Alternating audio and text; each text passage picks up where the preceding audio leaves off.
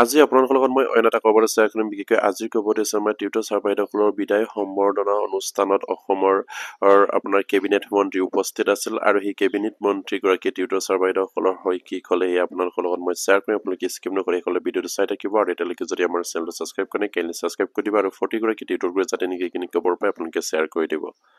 আৰু নিশ্চয় আপোনালোকে স্ক্ৰীন ফটেক্য কৰিছে অসমৰ কেবিনেট মন্ত্ৰী আপোনাৰ কেশৱ মহন্ত তেখেতৰ ফেচবুক পেজৰ নিশ্চয় আপোনালোকে স্ক্ৰীন ফটেক্য কৰিছে। তেখেতৰ ফেচবুক পেজত এটা গুৰুত্বপূৰ্ণ বাৰ্তা বা টিউটৰ ছাৰ বাইদেউসকলৰ আৰু যিখিনি বিদায় সম্বৰ্ধনাত উপস্থিত তেখেতসকলৰ মনৰ কথাখিনি প্ৰকাশ কৰিছে। ইয়াত কৈছে, আজি কলিয়াবৰা বাঘমাৰী মধ্য ইংৰাজী বিদ্যালয়ত অনুষ্ঠিত সদৌ অসম পাৰিকৃত মধ্য ইংৰাজী আৰু নিম্ন প্ৰাথমিক শিক্ষক টিউটৰ সন্থাৰ কলিয়াবৰা পলস সমিতিৰ 10 জন অৱসৰপ্ৰাপ্ত শিক্ষক শিক্ষয়িত্ৰীৰ এক বিদায় সম্বৰ্ধনা সভাত উপস্থিত থাকি তেখেতসকলক আমাৰ সদাৰ সম্ভাষণ জনাই সকলোৰ সৈতে মত বিনিময় কৰো বুলি তেখেতসকলে ইয়াত উল্লেখ কৰিছে। যিহেতু আপোনাৰ কেশৱ মহন্ত ছাৰ হৈছে কেবিনেট মন্ত্ৰীৰ এজন গুৰুত্বপূৰ্ণ এটা মন্ত্ৰী আৰু এই তেখেতৰ জৰিয়তে যাতে নেকি আমাৰ টিউটৰ শিক্ষকৰ সমস্যাটো অসম চৰকাৰক যাতে নেকি অৱগত কৰাব পাৰে, অসমৰ মাননীয় মুখ্যমন্ত্ৰী শিক্ষামন্ত্ৰীক লৈ সেই বাৰ্তা তেখেতসকলে নিশ্চয়কৈ প্ৰেৰণ কৰিব। আমাৰ যিবিলাক সমস্যা সেই সমস্যাখিনিক যাতে নেকি আইনখন সংশোধনী হ'লেও যেন তেখেতৰ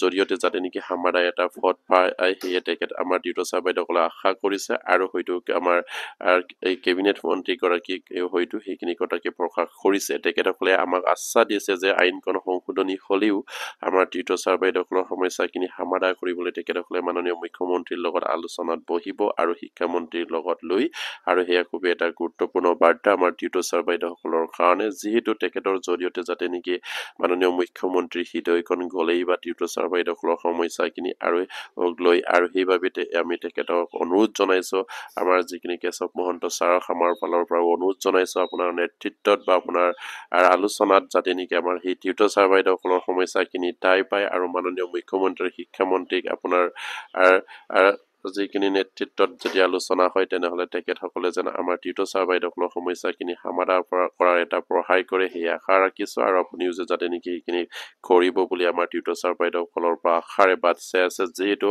আপোনাৰ নেতৃত্বত মাননীয় মুখ্যমন্ত্ৰী আৰু শিক্ষামন্ত্ৰীৰ লগত আলোচনা কৰি টিউটৰ ছাৰ বাইদেউসকলৰ সমস্যাখিনি সমাধান হওক সেয়ে কামনা কৰিছো। আৰু শেষত লিখিছে, সেই সময়ত অৱসৰপ্ৰাপ্ত শিক্ষক শিক্ষয়িত্ৰীসকলক সন্থাৰ বিষয়ববীয়াসকলে সম্বলিত বিশিষ্ট ব্যক্তিসকল উপস্থিত থাকে বুলি তেখেতসকলে ইয়াত উল্লেখ কৰিছে। যিহেতু আমাৰ কেশৱ মহন্ত ছাৰ আমাৰ সেই টিউটৰ ছাৰ বাইদেউসকলৰ বিদায় সম্বৰ্ধনা অনুষ্ঠানত উপস্থিত আছিল আৰু তেখেতসকলে আমাৰ সমস্যাবিলাক কেনেকৈ সমাধান কৰিব পাৰে সেইখিনি মাননীয় মুখ্যমন্ত্ৰী আৰু শিক্ষামন্ত্ৰীৰ লগত আলোচনা কৰাৰ প্ৰতিশ্ৰুতি প্ৰদান কৰিছে। আৰু হয়তো 2017 চনৰ যিখিনি প্ৰাদেশিকৰণ আইন, সেই আইনখন সংশোধনী হ'লেও আমাৰ সমস্যাবিলাক তেখেতসকলে সমাধান কৰিবলৈ মাননীয় মুখ্যমন্ত্ৰী আৰু শিক্ষামন্ত্ৰীক অনুৰোধ জনাম বুলি তেখেতসকলে হয়তো আমাৰ টিউটৰ ছাৰ বাইদেউসকলৰ লগত কথা দিছে। আৰু সেই আশা কৰিছো যাতে নেকি তেখেতৰ সেই নেতৃত্বত বা তেখেতৰ সেই আলোচনাত আমাৰ টিউটৰ ছাৰ বাইদেউসকলৰ সমস্যাখিনি গুৰুত্বপূৰ্ণ এটা ঠাই পায়, মাননীয় মুখ্যমন্ত্ৰী আৰু শিক্ষামন্ত্ৰীয়ে যেন সমাধান কৰাৰ এটা উপায় বিচাৰে সেয়ে কামনা কৰিছো। আৰু প্ৰতিগৰাকী টিউটৰবোৰ যাতে নেকি এইখিনি খবৰ পায় আপোনালোকে শ্বেয়াৰ কৰি দিব আৰু এতিয়ালৈকে যদি আমাৰ চেনেল ছাবস্ক্ৰাইব কৰে কাইণ্ডলি ছাবস্ক্ৰাইব কৰিব। নমস্কাৰ, জয় অসম।